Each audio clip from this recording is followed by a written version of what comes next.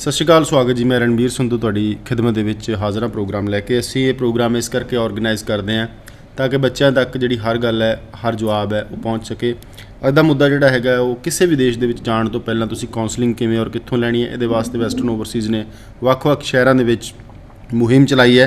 ਸੋ ਆਓ ਗੱਲ ਕਰੀਏ ਤੁਹਾਡੇ ਸ਼ਹਿਰ ਦੀ। ਤੁਹਾਡੇ ਆਪਣੇ ਸ਼ਹਿਰ ਦੇ ਵਿੱਚ ਵੈਸਟਰਨ ਓਵਰਸੀਜ਼ ਦੀ ਟੀਮ ਆਏਗੀ, ਉਹਦੇ ਤੁਹਾਨੂੰ ਕੀ ਬੈਨੀਫਿਟ ਹੋਣਗੇ, ਇਹਦੇ ਬਾਰੇ ਚਰਚਾ ਕਰਨ ਦੀ ਕੋਸ਼ਿਸ਼ ਕਰਾਂਗੇ। ਪ੍ਰਦੀਪ ਜੀ, ਸਵਾਗਤ ਸਭ ਤੋਂ ਪਹਿਲਾਂ। ਥੈਂਕ ਯੂ, ਸਤਿ ਸ਼੍ਰੀ ਅਕਾਲ ਜੀ। 21 ਤੋਂ ਲੈ ਕੇ 13 ਤੱਕ ਮੈਂ ਇੱਕ ਵਾਰ ਥੋੜੀ ਡਿਟੇਲ ਬੋਲ ਦੇਵਾਂ ਜੀ, ਤੇ ਉਸ ਤੋਂ ਬਾਅਦ ਫਿਰ ਆਪਾਂ ਸ਼ੁਰੂਆਤ ਕਰਾਂਗੇ। ਨੋਟ ਕਰ ਲਓ ਤੁਸੀਂ, 21 ਤਰੀਕ 2 ਦਿਨ 2 ਸ਼ਹਿਰ ਰੱਖੇ ਨੇ ਤੁਸੀਂ ਮੇਰੇ ਖਿਆਲ, ਮੋਗਾ ਤੇ ਬਰਨਾਲਾ। 22 ਨੂੰ ਪਟਿਆਲਾ ਹੈਗਾ, ਮੂਨ ਕੰਟੀਨੈਂਟਲ। 24 ਨੂੰ ਚੰਡੀਗੜ੍ਹ ਰੋਮਾ ਦੇ ਵਿੱਚ ਹੈ ਜੀ। 26 ਨੂੰ ਦਿੱਲੀ ਦੇ ਵਿੱਚ ਹੈ ਦਾ Royal Plaza, hotel Royal Plaza. 28 ਤਰੀਕ ਨੂੰ ਦੇਹਰਾਦੂਨ ਹੈ ਜੀ। 1 ਨੂੰ ਜਿਹੜਾ ਹੈਗਾ ਜੰਮੂ ਦੇ ਵਿੱਚ ਹੈ ਸ਼੍ਰੀ ਗੰਗਾਨਗਰ ਸਾਹਿਬ। 6 ਜੁਲਾਈ ਹੈ ਜੀ। ਇਹ ਜਿਹੜੀ 1 ਤਰੀਕ ਮੈਂ ਬੋਲੀ ਹੈ ਜੁਲਾਈ ਹੈ ਜੀ। 28 ਤੱਕ ਜਿਹੜੀ ਦੇਹਰਾਦੂਨ ਹੈ ਉਹ ਜੂਨ ਹੈ। ਉਸ ਤੋਂ ਬਾਅਦ 1 ਜੁਲਾਈ ਜੰਮੂ ਹੈ। 6 ਨੂੰ ਜਿਹੜਾ ਸ਼੍ਰੀ ਗੰਗਾਨਗਰ ਹੈ ਤੇ 13 ਤਾਰੀਖ ਜਿਹੜਾ ਹੈਗਾ ਰੁਦਰਪੁਰ ਹੈਗਾ। ਸੋ ਇਹ ਡੇਟਾ ਨੋਟ ਕਰ ਲਓ। ਹੁਣ ਤੁਹਾਡੇ ਆਪਣੇ ਸ਼ਹਿਰ ਦੇ ਵਿੱਚ ਵੈਸਟਰਨ ਓਵਰਸੀਜ਼ ਦੀ ਟੀਮ ਕੀ ਕਰਨ ਆਏਗੀ, ਉਹਦੇ ਬਾਰੇ ਚਰਚਾ ਕਰਨ ਦੀ ਕੋਸ਼ਿਸ਼ ਕਰਾਂਗੇ। ਪ੍ਰਦੀਪ ਜੀ, ਜਿਸ ਤਰ੍ਹਾਂ ਆਫ ਦਾ ਰਿਕਾਰਡ ਆਪਾਂ ਗੱਲ ਕਰ ਰਹੇ ਸੀ ਕਿ ਬੱਚਾ ਜਿੰਨਾ ਚਿੰਤਤ ਫਰਵਰੀ, ਮਾਰਚ, ਅਪ੍ਰੈਲ ਤੱਕ ਸੀ ਉਹਨਾਂ ਹੁਣ ਚਿੰਤਤ ਨਹੀਂ ਰਿਹਾ, ਕਿਉਂਕਿ ਪਤਾ ਨਹੀਂ ਗਰਮੀ ਦਾ ਕਾਰਨ ਹੈ ਜਾਂ ਵਰਲਡ ਕੱਪ ਦਾ ਇੱਕ ਚੇਟਕ ਲੱਗੀ ਹੋਈ ਹੈ। ਬੱਚਾ ਸੈਮੀਨਾਰਾਂ ਦੇ ਵਿੱਚ ਜਿਹੜੀ ਹੈਗੀ ਹੈ ਉਸ ਕਿਸਮ ਦੀ ਜਾਣਕਾਰੀ ਨਹੀਂ ਲੈ ਰਿਹਾ, ਜਦੋਂ ਕਿ ਜ਼ਰੂਰਤ ਹੈ। ਮੈਂ ਸਮਝਦਾ ਕਿ ਮੈਂ ਪਰਸੋਂ ਵੀ ਇੱਕ ਸ਼ੋਅ ਆਰਗੇਨਾਈਜ਼ ਕੀਤਾ, ਬੜੀਆਂ ਅੱਛੀਆਂ ਕੰਪਨੀਜ਼ ਤੁਹਾਡੇ ਆਪਣੇ ਸ਼ਹਿਰਾਂ ਦੇ ਵਿੱਚ ਜਾਣਕਾਰੀ ਦੇਣ ਆ ਰਹੀਆਂ। ਕਿੱਥੇ ਤੁਸੀਂ ਦਫ਼ਤਰ ਦੇ ਵਿੱਚ ਜਾਓਗੇ, ਪਤਾ ਨਹੀਂ ਤੁਹਾਨੂੰ ਉਸ ਕਿਸਮ ਦੀ ਜਾਣਕਾਰੀ ਜਿਹੜੀ ਹੈ ਮਿਲ ਪਾਏਗੀ ਜਾਂ नहीं मिल पाएगी। ਤੁਹਾਡਾ ਜਿਹੜਾ ਐਕਸਪੀਰੀਅੰਸ ਹੈਗਾ ਹੁਣ ਨੈਕਸਟ ਪਿੱਛੇ ਤੁਸੀਂ ਸੈमिनार कितने किमें ਦਾ ਰਿਹਾ ਹੈਗਾ? जी बढ़िया था। पहले हम हरियाणा में थे, हरियाणा के बाद हम पंजाब में स्टार्ट हुए हैं 17 जून से, जिसमें अमृतसर, जलंधर, लुधियाना हो चुके हैं, बठिंडा हो चुका है। और स्टूडेंट्स इंटरेस्ट ले रहे हैं। इवन कि गर्मी बहुत पड़ रही है रणवीर जी, उसके बावजूद भी स्टूडेंट के पेरेंट्स आ रहे हैं। और बच्चों की प्रॉब्लम्स यही है कि किसी का वीज़ा रिजेक्ट हो रखा है, कोई 49% लेके अटका हुआ है। और आज की डेट में जो 12th पास हैं जो बच्चे मार्केट में हैं, इवन कि IELTS की प्रिपरेशन कर रहे हैं, कनाडा का सपना देख रहे हैं, मेजर सब्जेक्ट्स में 35 और 38 नंबर लेके बैठे हैं।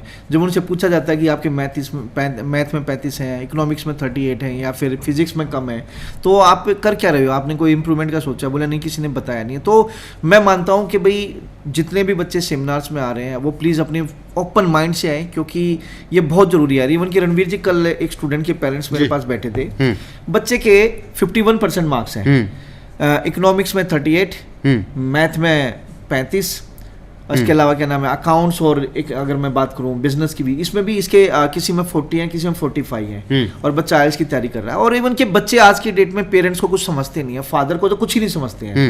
तो बोलते तो तुझे कुछ ज़्यादा पता है, मुझे ज़्यादा पता है, ठीक है। वो फलाना कंसल्टेंट, वो पर्टिकुलर वो कंसल्टेंट ABCD ये बोल रहा था कि मैं कनाडा आपको भेज दूंगा, ऑस्ट्रेलिया आपको भेज दूंगा। तो पेरेंट्स बहुत लाचार हैं। एक सेमिनार्स में एक स्टूडेंट 2 स्टूडेंट आए, ट्विंस थे दोनों, और उसके फादर साहब क्या नाम है, सिक्योरिटी गार्ड है जी। दोनों बच्चों ने +2 की और परसेंटेज 55 और आर्ट्स बैकग्राउंड, और एक भी मेजर सब्जेक्ट नहीं, और सपना देख रहे हैं कनाडा ऑस्ट्रेलिया का।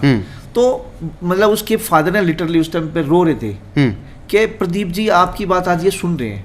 बोले मैं इनको बोला मैंने कि भाई अच्छे सब्जेक्ट्स ले लो जी। तो आज की डेट में बहुत सारे स्टूडेंट्स, तो चाहे हरियाणा है, पंजाब है, ऐसे घूम रहे हैं जैसे मतलब इतना इजी है कनाडा, ऑस्ट्रेलिया, न्यूजीलैंड का वीज़ा या यूरोप का वीज़ा कि भाई जस्ट आप किसी भी सब्जेक्ट से पास हो जाओ और इसके बाद क्या नाम आपका वीज़ा लग जाएगा। तो बट आपको समझना पड़ेगा आज की डेट में एम्बेसी बहुत स्ट्रिक्ट हो चुकी है। एम्बेसी जेन्युइन स्टूडेंट देख रही है, मेजर सब्जेक्ट दिखती है, मेजर सब्जेक्ट्स में परसेंटेज देखती है, रिसेंट पास आउट देखती है, IELTS में स्कोर अच्छा देखती है, इसके अलावा क्या नाम आपके पेरेंट्स के पास इनकम देखती है, तब जाके एक बच्चे का वीज़ा लगता है। कीप इन माइंड इन चीज़ों का ध्यान रखना। उन सभी स्टूडेंट्स को मैं बोलना चाहूँगा जो अभी 11th में आ रहे हैं, अच्छे सब्जेक्ट्स, मेजर सब्जेक्ट्स आपके पास होने चाहिए अगर आप 12th के बाद अब्रॉड जाना चाहते हैं। उन स्टूडेंट्स को भी मैं बोलना चाहूँगा जिन बच्चों ने अभी 12th कर चुके हैं, उनके पास जो मेजर सब्जेक्ट्स हैं, मेजर सब्जेक्ट्स में किसी में 35 नंबर है, किसी में 45 है, किसी में 48 38 हैं, किसी में 35 हैं। अगर आपके किसी भी मेजर सब्जेक्ट्स में बिलो 50% मार्क्स हैं तो प्लीज़ कीप इन माइंड, इस चीज़ को ध्यान से सुन लीजिए, आप अपना इम्प्रूवमेंट का फॉर्म जरूर भरिए, क्योंकि इम्प्रूवमेंट का चांस एक ही बार मिलेगा, दोबारा नहीं मिलेगा। आप आइल्स करिए, ठीक है, साथ साथ में आप आइल्स करिए, अच्छा स्कोर लीजिए, फाइल लगाइए, वीजा लग गया, वेल एंड गुड है, इंप्रूवमेंट छोड़ दीजिए। अगर कल आपका वीजा रिजेक्ट हो जाता है, क्योंकि वीजा रिजेक्शन के चांसेस ज्यादा रहते हैं ऐसे केसेस में जब परसेंटेज कम होती है, तो प्लीज दोबारा फाइल लगा लीजिए, इंप्रूवमेंट करके वीजा आ जाएगा। जो कंसल्टेंट आपको बोल रहा है इंप्रूवमेंट मत दो, गैप पड़ जाएगा, ऐसे एजेंट्स के पास मत जाइए। वो एजेंट सिर्फ एंड सिर्फ आपका वीजा रिजेक्ट करके पैसा कमाना चाहता है।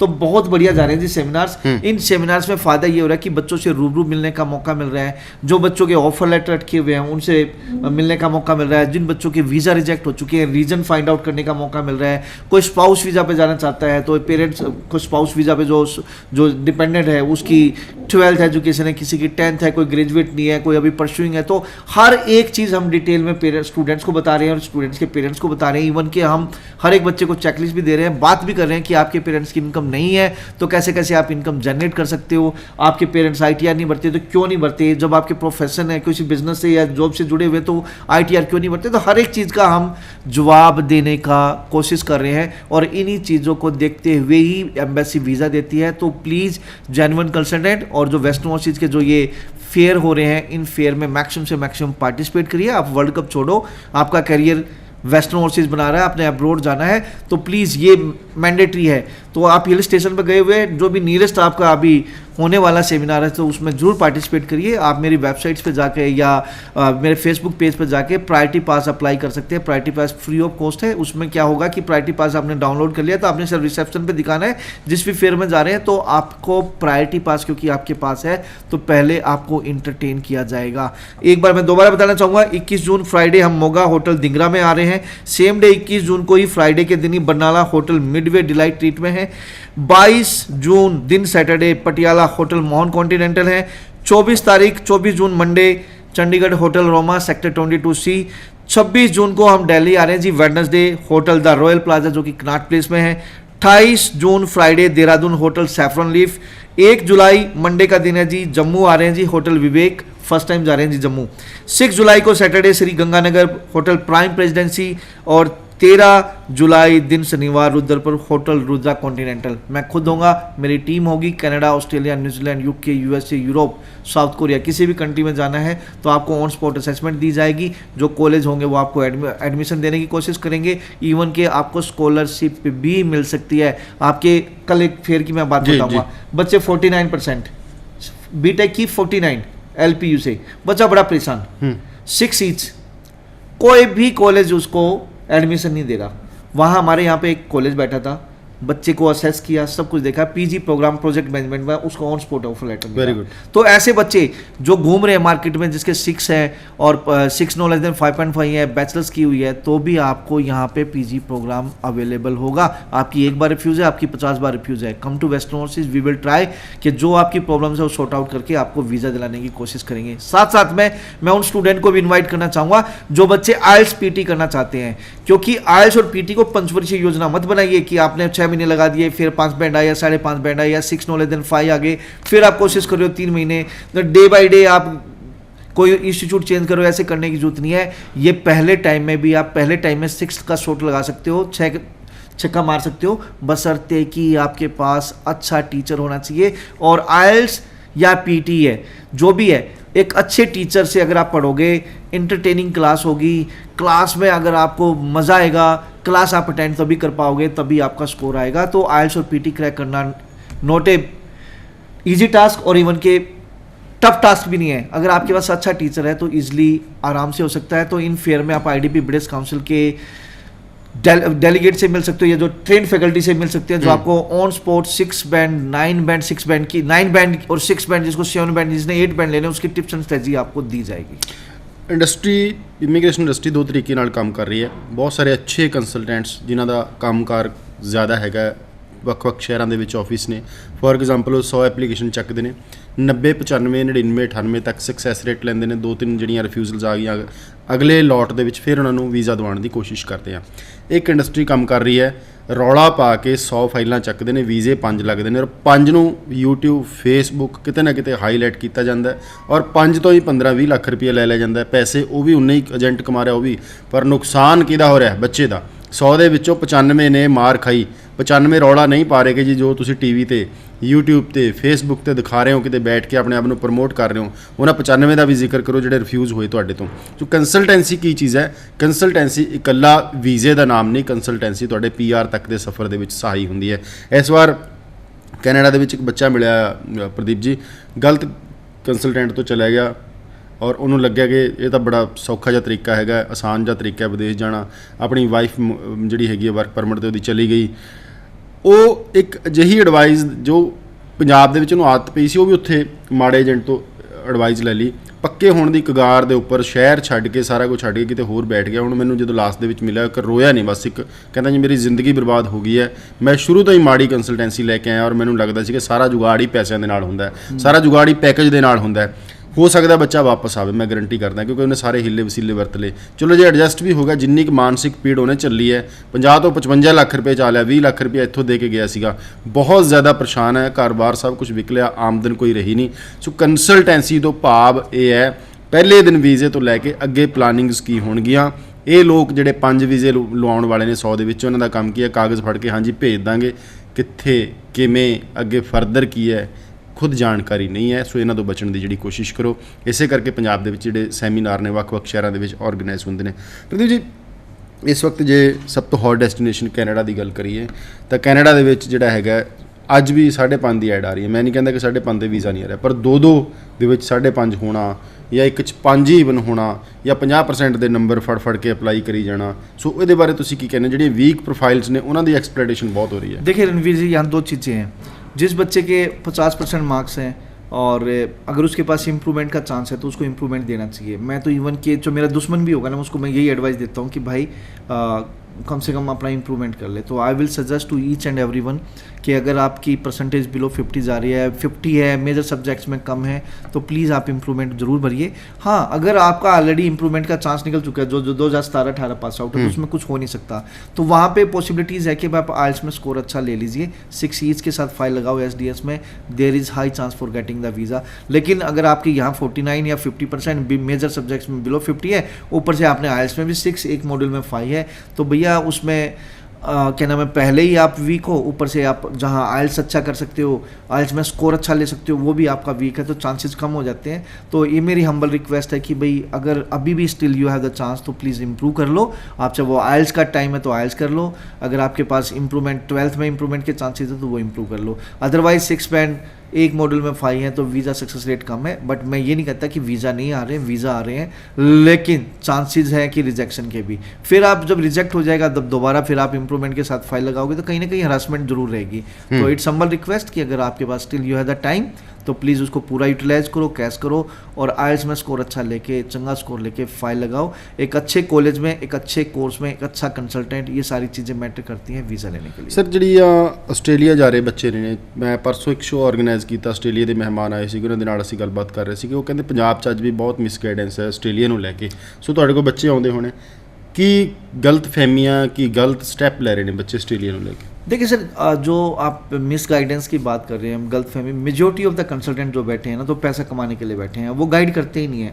कॉलेज मतलब काउंसलर्स को नॉलेज नहीं है, कंसल्टेंट को खुद नॉलेज नहीं है, कंसल्टेंट खुद मिलते भी नहीं है और इवन के डायरेक्ट टाइप्स भी नहीं है और एडिट करके डॉक्यूमेंट डाल रहे हैं। 10वीं पास को MBA के लिए भेज देते हैं, तो मतलब भगवान बचाए इन ऐसी चीज़ों से। तो लेकिन ये मिसगाइडेंस जब होती है, जब बच्चा जब पहुंचता है आगे जाके, तो वो रिपोर्ट के अलावा उसके पास कोई चांस नहीं है।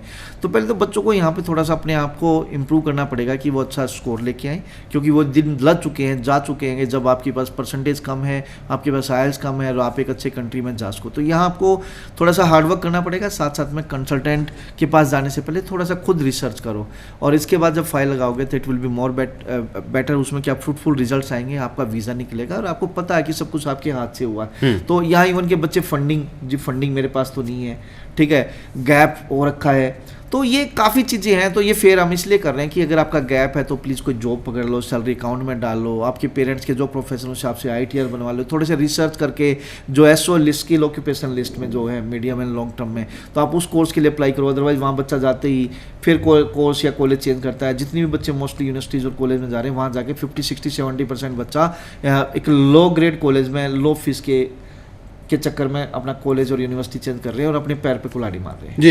अच्छा, न्यूजीलैंड ਦਾ 2-3 ਮਹੀਨੇ ਪਹਿਲਾਂ ਤੱਕ ਸਟੇਟਸ ਸੀ ਕਿ ਬੱਚਾ ਜੇ ਐਪਲੀਕੇਸ਼ਨ ਪਾ ਰਿਹਾ ਤਾਂ 60 70 ਦਿਨਾਂ ਬਾਅਦ ਰਿਜ਼ਲਟ ਆ ਰਿਹਾ ਸੀ। ਸਵਾਲ ਇਹ ਨਹੀਂ ਕਿ ਮਾੜਾ ਆ ਰਿਹਾ ਜਾਂ ਚੰਗਾ ਆ ਰਿਹਾ, ਸਵਾਲ ਇਹ ਸੀ ਕਿ ਲੇਟ ਆ ਰਿਹਾ ਸੀ। ਹੁਣ ਕੀ ਸਿਨੈਰੀਓ ਹੈਗਾ? देखिए सर, ये रिजल्ट की अगर हम बात करें तभी स्टाफ थोड़ा सा कम है, क्योंकि पीछे सक्सेस रेट कम था तो बच्चे कम जा रहे थे, तो इनका स्टाफ कम था इनके पास। और ये रहा है बच्चा फेस किया है कि 60-70 डेज में वीज़ा आए हैं। और डिपेंड करता है कि केस टू केस की बात है। 10 दिन में वीज़ा भी निकल रहा है, महीना भी लग रहा है, 2 महीने भी लग रहे हैं। तो सिचुएशन वही है, बल्कि अब they are trying to improve their self. अभी इम्प्रूवमेंट हो रहा है, success rate day by day improve हो रहे हैं और वीज़ा निकल रहे हैं जी। अच्छा प्रदीप जी, ਗੱਲ ਕਰ ਲਈਏ ਯੂਕੇ ਦੀ, ਕਿਉਂਕਿ ਸੈਮੀਨਾਰ ਹੋ ਰਹੇ ਨੇ, ਤੁਸੀਂ ਵੱਖ-ਵੱਖ ਸ਼ਹਿਰਾਂ ਦੇ ਵਿੱਚ ਜਾ ਰਹੇ ਹੋ। ਬੱਚਾ ਆਉਂਦਾ ਯੂਕੇ ਦਾ? ਜੇ ਆਉਂਦਾ ਤਾਂ ਕੀ ਕੁਐਸਚਨ ਲੈ ਕੇ? डेफिनेटली बच्चा है बट कम है, लेकिन वो चाहते हैं कि जैसे मार्केट में चल रहा है कि विदाउट आइल्स आप जा सकते हैं, तो वो शॉर्टकट मार रहे हैं सारे के सारे बच्चे कि जी एक एजेंट ने बोला था जी विदाउट आइल्स। मैंने कहा यार विदाउट आइल्स तो, लेकिन वहाँ तो जो लेक्चर हैं वो तो इंग्लिश में होंगे ना, तो आप अगर कैपेबल हो तो आइल्स कर लो। है क्या, जितने भी हायर एजुकेशन है यूनिवर्सिटीज़ की मैं बात कर रहा हूँ, वो बैचलर और मास्टर्स के लिए जाएंगे तो उनका अपना असेस करने का तरीका है यूनिवर्सिटीज़ का। तो उन्होंने अपना पैरामीटर सेट कर रखा है कि बच्चा 12th पास है, इंग्लिश में 65% मार्क्स हैं, तो हम उसको विदाउट आइल्स ले सकते हैं। लेकिन विदाउट आइल्स तो वो ले रहे हैं, लेकिन कल ने इंटरव्यू भी है, VFS में भी है, कल ने एम्बेसी भी पूछ सकती है। तो बच्चे की अगर इंग्लिश नहीं है तो फंसेगा, वीज़ा भी रिजेक्ट होगा। तो इट्स हम्बल रिक्वेस्ट कि आप थोड़ा सा without aisles you can go उसमें, लेकिन पैरामीटर्स हैं कि आपकी 12th में परसेंटेज अच्छी होनी चाहिए और आइल्स अपना क्या नाम है +2 में आपका इंग्लिश का स्कोर है वो 65, किसी को 68, किसी को 70, किसी को 75 चाहिए, वो आपका होना चाहिए। साथ साथ में आपको 28 डेज ओल्ड फंड दिखाने पड़ेंगे, और वो आपके अकाउंट में या आपके फादर मदर के अकाउंट में, तो आपको बर्थ सर्टिफिकेट साथ दिखाना पड़ेगा। अगर आपके पास बर्थ सर्टिफिकेट नहीं है तो अपने अकाउंट में पैसे डालो, FD की बजाय सेविंग अकाउंट या एजुकेशन लोन। बट 28 दिन पुराने होने के बावजूद भी एम्बेसी पूछती है पैसा आया कहाँ से, आपने मैनेज किया है ये, तो आप अपने उनके सोर्स जरूर रखिए। 28 दिन पुराने होने के साथ साथ में भी आपने नानी के अकाउंट से डाले हो तो ट्रांसफ़र करो, आपने दादा के अकाउंट से, फादर मदर के अकाउंट से, चाचा ताऊ के अकाउंट से, किसी भी अकाउंट से आए हैं तो वो प्लीज़ अकाउंट टू अकाउंट लो, ताकि आप बता सको कि जी उन्होंने मेरे को पैसे दिए, मेरे दादा ने दिए, दादी ने दिए, नानी ने दिए, चाचा ताऊ ने दिए, जिसने भी दिए हैं, पापा मम्मी ने दिए हैं। फिर आप उनके अकाउंट से भी करंट आ रहे तो पैसा आया कहाँ से, मे बी उन्होंने पर्सनल लोन लिया हो, मे भी उनकी कोई प्रॉपर्टी सेल हुई हो, मे भी उनकी LIC शेयर कुछ उनके क्या नाम है उन्होंने शेयर बेच दियो, या LIC सरेंडर कर दियो, या LIC उनकी मैच्योर हो गई हो, या प्रॉपर्टी एक्वायर हुई हो।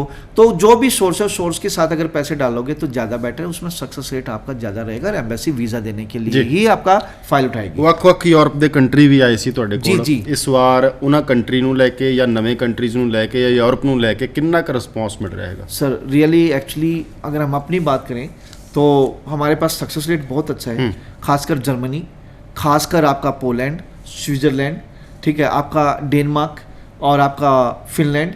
तो ये कंट्री है जो अच्छे चल रहे हैं, और इन सब में ऊपर में अगर अब फ्रांस भी है, इनमें मैं ऊपर रखूँगा तो क्या नाम है आपका जर्मनी है। जर्मनी में सक्सेस रेट बहुत अच्छा है, टाइम टू टाइम काफ़ी डेलीगेट्स आ चुके हैं, और 18 मंथ का, अप टू 18 मंथ का वर्क वीज़ा भी है।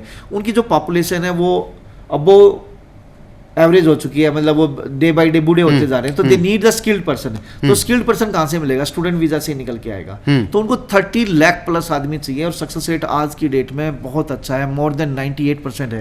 हमारे सारे के सारे अभी तक जितनी फाइलें लगाई हैं उनके वीज़े निकले, बशर्ते कि बच्चा अच्छा हो, बशर्ते कि बच्चे ने थोड़ी बहुत आइल्स कर रखी हो, 5.5 या 6 पॉइंट ले रखे हो, इवन के विदाउट आइल्स भी जा सकता है, लेकिन कम्युनिकेशन स्किल्स अच्छी हो।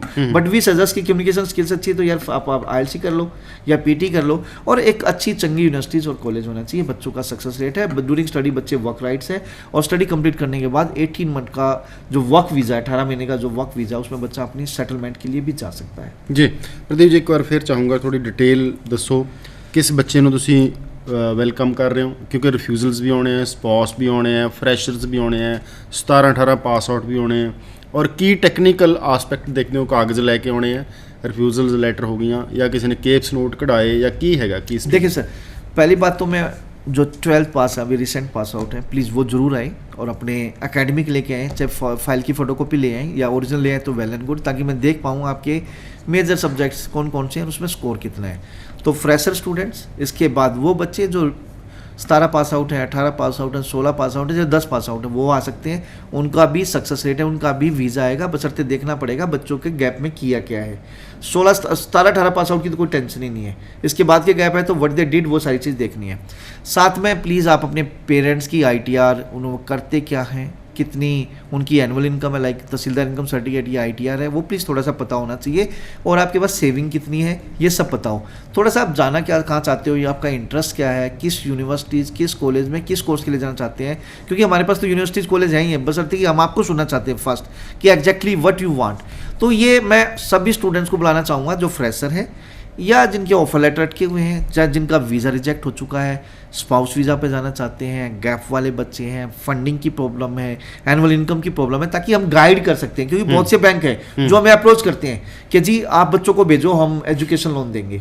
तो अच्छी बात है ना जी, हम बच्चों को की हेल्प कर सकते हैं इस तरीके से। तो हर एक टाइप का स्टूडेंट, चाहे वो स्पाउस वीज़ा पे जाना चाहता है या सिंगल है, रिजेक्ट है, फ्रेश है, please come with your original documents, ताकि हम आपको असेस करके यूनिवर्सिटीज़ कॉलेज से मिला सके और आपको बता सके कि एग्जैक्टली आप किस कंट्री और किस कॉलेज के लिए एलिजिबल है। एक बार फिर ਤੁਹਾਨੂੰ ਦੱਸ ਦਈਏ 21 ਤਰੀਕ ਨੂੰ ਮੋਗਾ ਤੇ ਬਰਨਾਲਾ ਦੋ ਸ਼ਹਿਰ ਇਕੱਠੇ ਨੇ, 22 ਨੂੰ ਪਟਿਆਲਾ ਮੋਹਨ ਕੰਟੀਨੈਂਟਲ ਹੈ, 24 ਤਾਰੀਖ ਜਿਹੜਾ ਅਰੋਮਾ ਚੰਡੀਗੜ੍ਹ ਹੈ ਜੀ, 26 ਤਰੀਕ ਦਿੱਲੀ ਹੈ hotel The royal Royal plaza Connaught place, 28 ਤਰੀਕ ਦੇਹਰਾਦੂਨ ਹੈ ਜੀ, 1 ਜੁਲਾਈ ਨੂੰ ਜੰਮੂ ਦੇ ਵਿੱਚ ਹੈ ਜਿਹੜਾ ਪਹਿਲਾ ਸੈਮੀਨਾਰ ਹੋਣ ਜਾ ਰਿਹਾ ਹੈ ਹੋਟਲ ਵਿਵੇਕ, 6 ਤਰੀਕ ਨੂੰ ਸ਼੍ਰੀ ਗੰਗਾ ਨਗਰ ਤੇ 13 ਤਰੀਕ ਨੂੰ रुद्रपुर ਦੇ ਵਿੱਚ ਜਿਹੜੀ टीम है वो पहुंची होगी।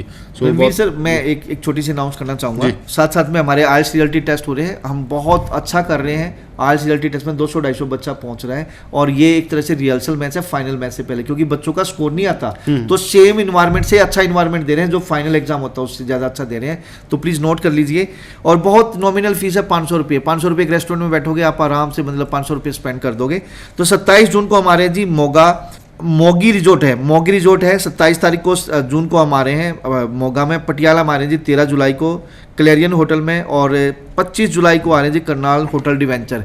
तो अगर आप IELTS रियलिटी टेस्ट देना चाहते हैं, 27 जून को मोगा, 13 जुलाई को पटियाला और 25 जुलाई को करनाल, तो वेबसाइट्स पे नंबर दे रखे हैं, 9115017017 पे कॉल कर सकते हो या मेरे फेसबुक पेज पे जा सकते हो।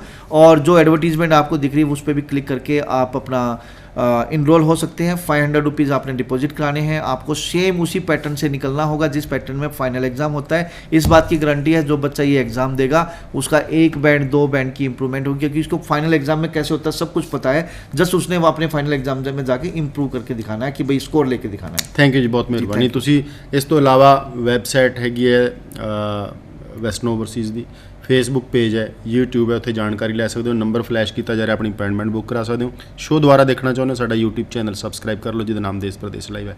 ਅੱਜ ਦੇ ਇਸ ਪ੍ਰੋਗਰਾਮ ਦੇ ਵਿੱਚ ਜਿਹੜੀਆਂ ਗੱਲਾਂ ਬਾਤਾਂ ਕੀਤੀਆਂ, ਉਮੀਦ ਕਰਾਂਗੇ ਤੁਹਾਡੇ ਲਈ ਲਾਹੇਵੰਦ ਹੋਣਗੀਆਂ। ਆਪਣੇ ਦੋਸਤ ਰਣਵੀਰ ਸਿੰਘ ਨੂੰ ਅੱਗੇ ਦੇ ਧੰਨਵਾਦ, ਸਤਿ ਸ਼੍ਰੀ ਅਕਾਲ।